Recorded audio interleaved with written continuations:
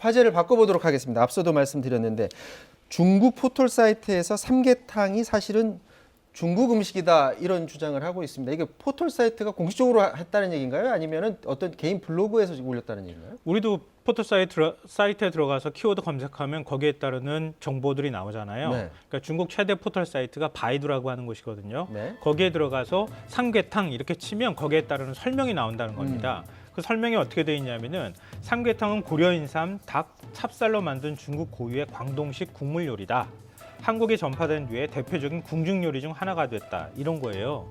그러니까 이 광둥성 지역은 탕 요리가 많다고 하는데 라오 허징탕이라고 하는 게 좀 비슷하다. 이렇게 지금 주장을 하고 있는 상황입니다.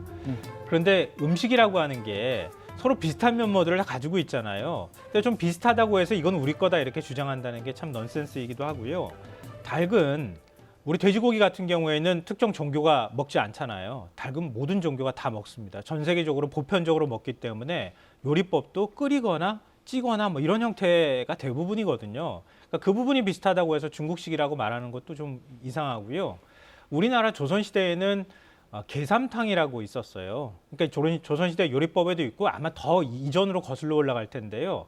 닭이 앞서는 거죠. 우리 백숙 같은데 건삼을 빻아서 그 가루를 넣어서 보양식으로 먹었던 과정이 있었고요.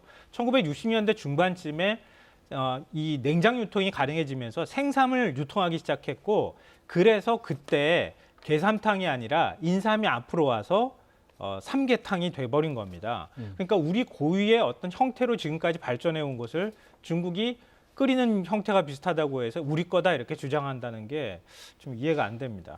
자, 그런데 2015년이네요. 리커창 총리 우리나라 방문을 해서 삼계탕에 대해서 한국의 맛있는 음식이다 이렇게 말을 했습니다. 당시 영상 저희가 잠깐 준비했습니다.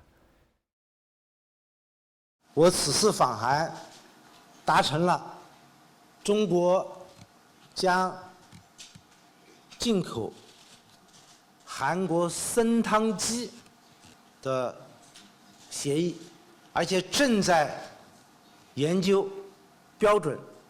进入中国以后啊，就被普遍的人所享有了。 저희가 저 영상으로 보여드릴 수 있는 증거는 많은데요. 또 하나 또 보여드리면 2016년에 중국 단체 관광객들 우리나라에 와서 삼계탕을 단체로 먹는 영상도 있습니다. 이 영상도 잠깐 보도록 하겠습니다. 네, 당시에 축구장의 3배가 넘는 크기의 공간에 10인용 테이블 400개, 뚝배기 4,000개가 마련돼서 한강변이 중국 관광객으로 인산인해였었습니다. 비온 직후의 쌀쌀한 날씨에 중국 관광객들은 따뜻한 삼계탕으로 몸을 녹였고 4,000인분의 삼계탕은 순식간에 동났습니다. 保健的参鸡汤，感觉到非常的温暖。 지금 관광객도 우리나라 오면은 굉장히 오래됐습니다. 제가 기억해 보면은 네. 삼계탕집 가 보면 중국 관광객들 굉장히 몰려들어서 한국 음식 굉장히 즐기는 것들을 많이 보곤 했는데 왜 지금 이 시점에 이 삼계탕을 자기네 나라 음식이라고 주장을 할까? 최근에 보면은 김치도 자기네 나라라고 거라고 했었잖아요. 네.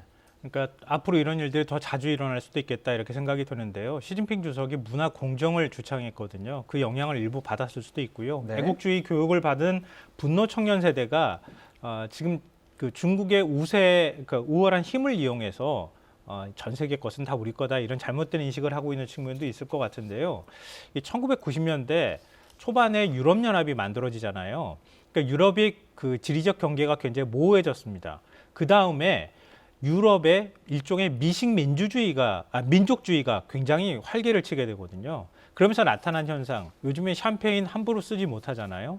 그러니까 스파클링 와인이라고 얘기하는 거나 보드카나 맥주 이런 거 다 원산지를 가지고 서로 소송을 벌이고 이런 일들이 벌어졌습니다.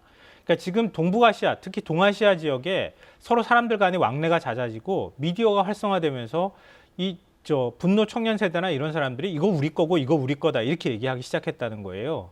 그러니까 그런 부분들에 관한 기본적인 좀 이해가 있어야 될 것 같고요. 본질적으로는 이게 단순한 애국주의의 문제가 아니라 상업주의가 배경에 깔린 것이다. 그러니까 중국이 다 우리 거라고 하는 것은 우리 걸로 만들어서 우리도 수출하거나 우리도 문화를 이렇게 우월하다고 하는 걸 보여주기 위한 전략이 깔려 있다고 봐야겠습니다. 자, 중국에서 저런 반면에 일본은 또 오래된 문제이긴 합니다.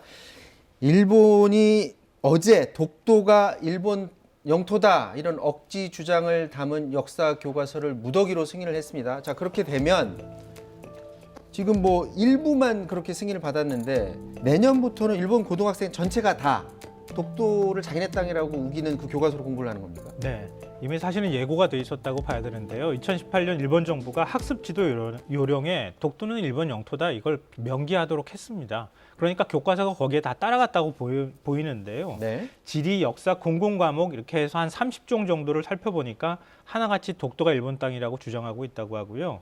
특히 이제 지리 교과서, 역사 교과서를 배우는 것인데 6종 모두가 한국이 독도를 불법 점유하고 있다 이런 표현을 사용했고 일본군 위안부 문제는 간략하게 서술만 하고 위안부 모집의 강제성을 인정한 역사 교과서는 절반이 채 되지 않았고 위안부 문제는 이미 다 한일 합의로 다 끝났다, 해결된 문제다 이런 식으로 기술한 것도 있다고 합니다.